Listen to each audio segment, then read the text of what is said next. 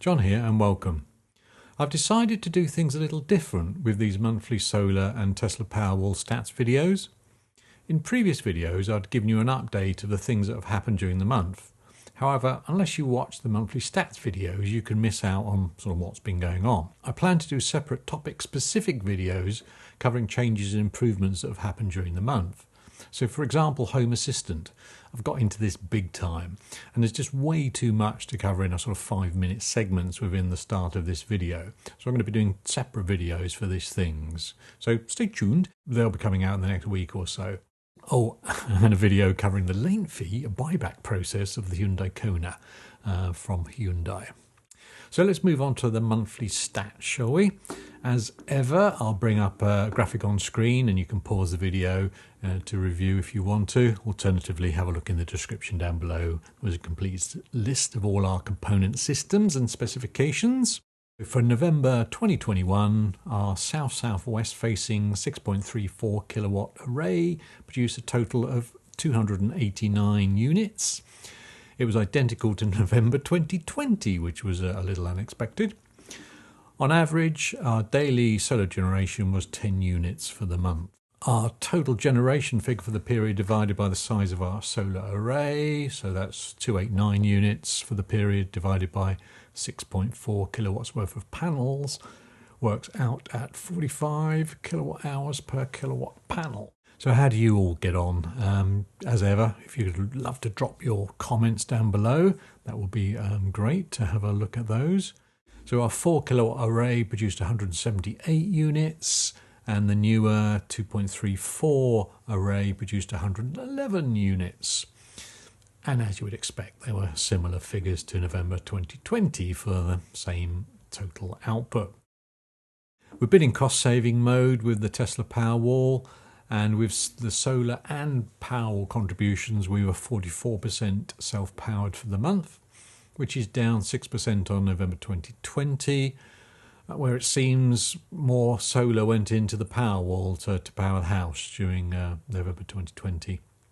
Just looking at the two stats there, 18% solar versus 14% solar. So I suspect that's what it is. This looks at like-for-like Novembers over the years from 2011 through to 2021. And as you can see there, 2020 versus 2021 exactly the same at 289 units. This chart looks at what we put into the Powerwall versus what we were able to take out of it. Now, you may recall my scepticism with the data after they changed the app a couple of months ago. And it seemed that October stats were correct after all, and we must have started with a sort of high input and a low output at the beginning of the month.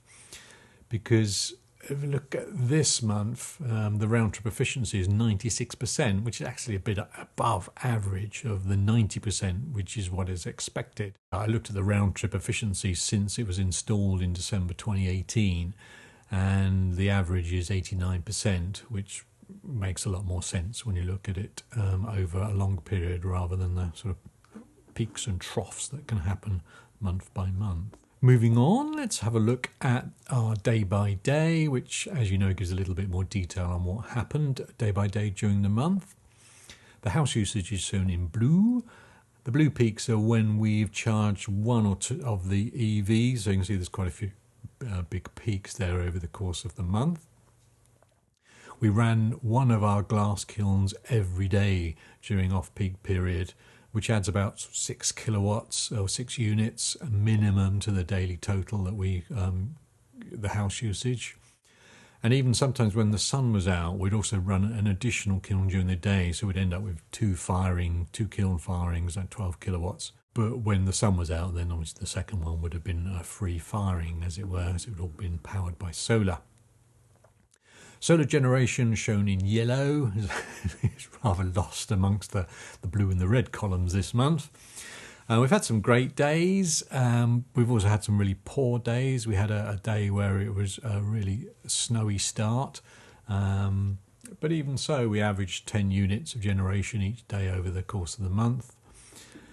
We also managed to keep the export to the grid low this month, which is shown in orange.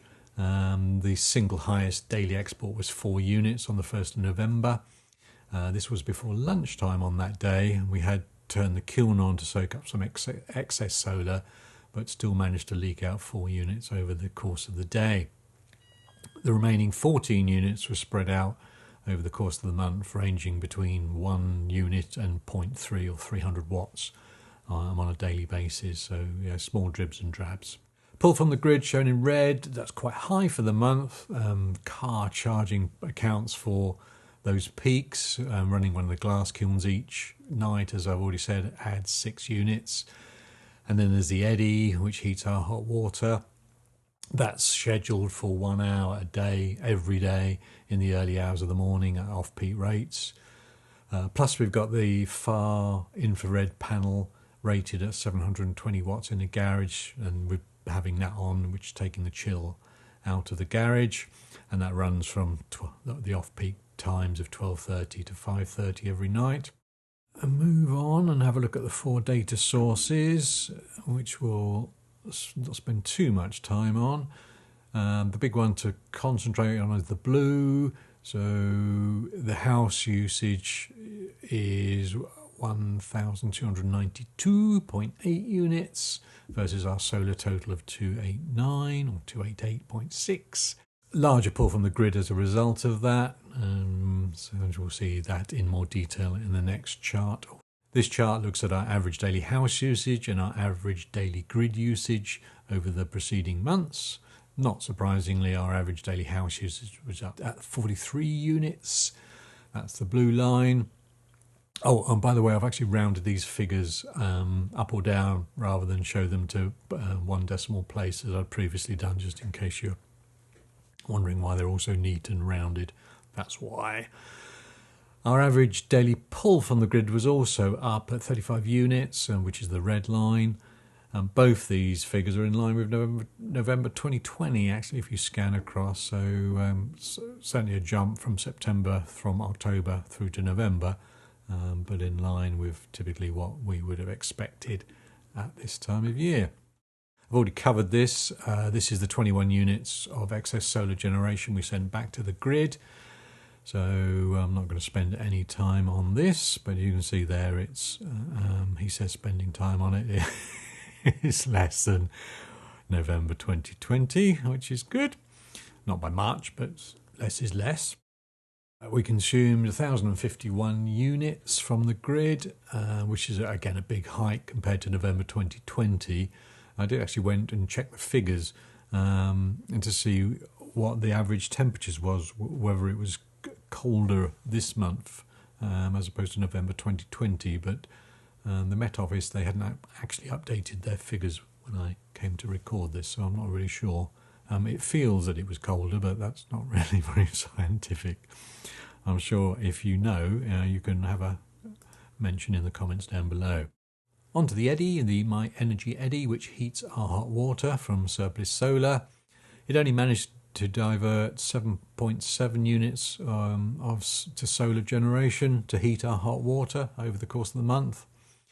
There was not much surplus available really to heat the hot water, plus any surplus we did have went into the power wall to begin with, rather than into the eddy. Running total for the eddy is 349 units for the year and 817 units since installation back in July 2019. Finally, onto the cars. The Tesla Model 3 covered 360 miles during the month, bringing its total mileage to 15,892. And no issues, no problems to report on that. We only did 1 public charging session with the Tesla where we added a measly 1.68 units. Yes, that's right, 1.68. We were at a retail park on a 7 kilowatt charger, but we were only there for like 30 minutes. But anyway, the charger was there, it was empty, and it was free, so I plugged in.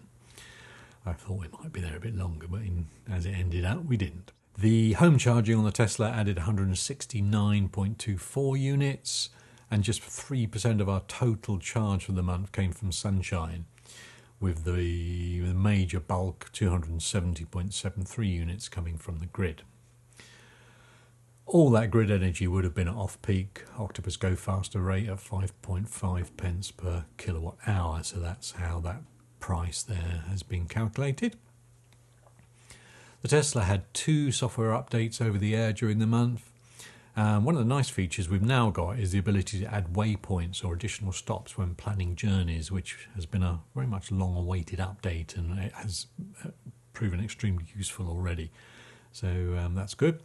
We're now on software version 2021.40.6, which was downloaded and installed right at the end of October and November, even on the 30th of November. The Kona covered 273 miles in the month and now has a total mileage of 13,582 miles.